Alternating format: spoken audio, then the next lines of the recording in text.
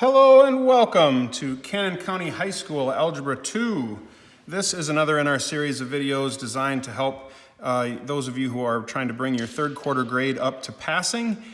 Today we are going to look at how do I do BB.4. So Mr. Lyon, I'm going to ask you to watch from over here. And there is really one thing that people get confused about on this section, and that is the notation. They are going to be asking us, well, let me do this. Let me just bring this down. And let me zoom in just a little so it's easier for you to read. They are going to be asking us to evaluate recursive formulas for sequences. And they're going to give you some information and ask you to calculate some other information. Like for instance, on this one it says find a sub 2 and a sub 3. If a sub 1 is 5 and a sub 1 is 3 times a to the a sub n minus 1. And that is the vocabulary there. What do they mean? Well, a sub 1, just remember, means the first term. And this is the one that is so difficult for people. Once you understand this whole section will be relatively easy for you. A sub n minus 1 means the previous term. So if you're on the fourth term, a sub n minus 1 would be the third term. If you're on the 42nd term, then a sub n minus 1 would be the 41st term. It's whichever term came right before it. So let's take a look at this. All right.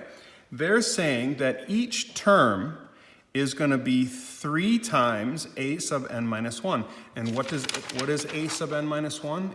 It is the previous term. So when you say this to yourself, say 3 times the previous term. So they want us to find a sub 2. To find a sub 2, you're going to take 3 times the previous term. What's the term that's previous to a sub 2? It's a sub 1. So this term is going to be 3 times the previous term. What's 3 times 5? It's 15. So on this answer blank, you're going to put 15.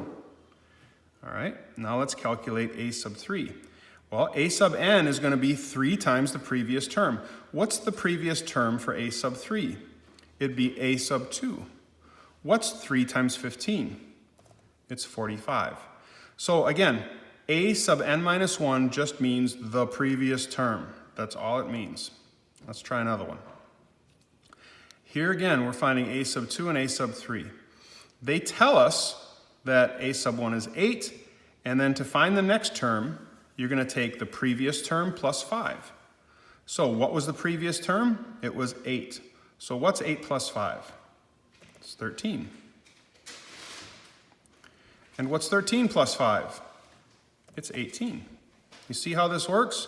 The thing that trips people up is they see this notation and they get very confused. Just remember, that means the previous term. Okay?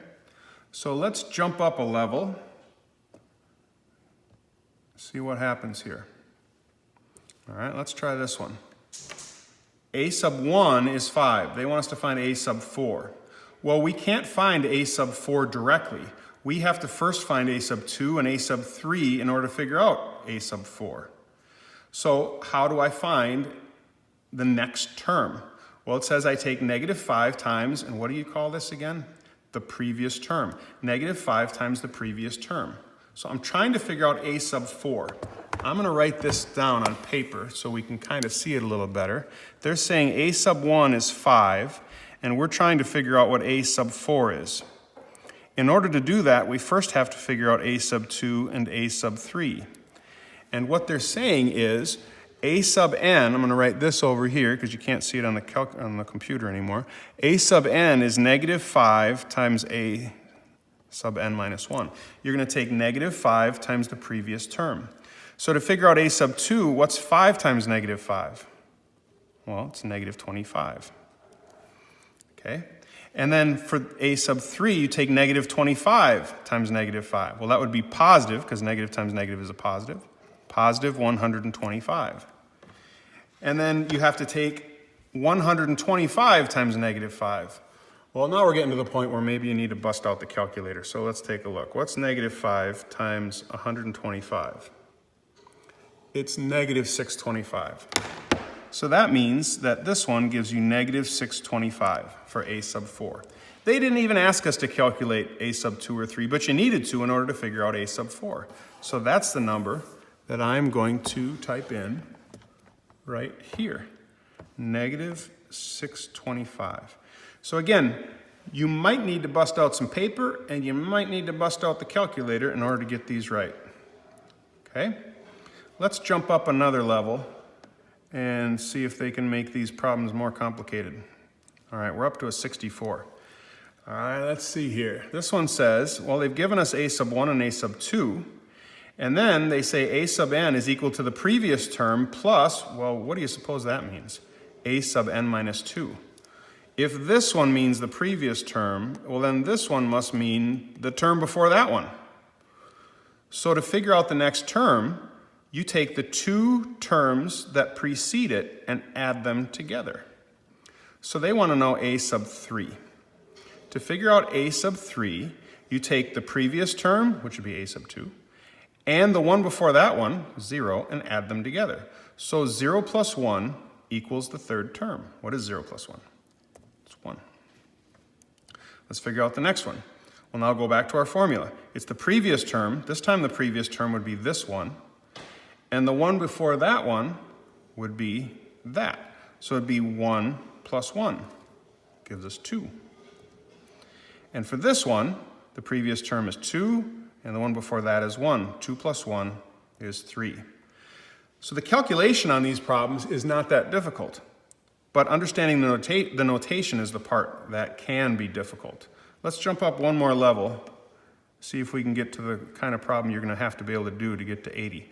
All right, we're at 81, so if we can do this problem, then we certainly should be able to do any of them. A sub n equals 1/4 times a sub n minus 1. Remember, a sub n minus 1 just means the previous term. So we're going to take 1/4 times the previous term. What's 1/4 times 8? So what's 1/4 of 8? If you're not good at doing that in your head, just take 1/4 times 8 on the calculator, and it says the answer is 2. So for the first answer, I get 2. For the next one, again, we take 1/4 of the previous term. Well, the previous term is 2. What's 1/4 of 2? So what is 1/4 of 2? 1/4 times 2. Oops, I typed in a half. That's not right. 1/4 times 2. Let's do that again. You get 0.5.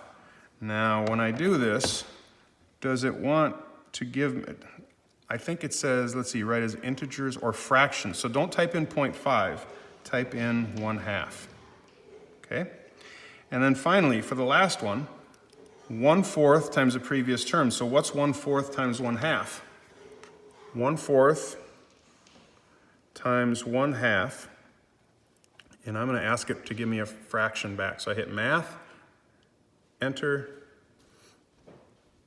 enter, and I get 1/8. So I'm going to use this to put the 1 up there.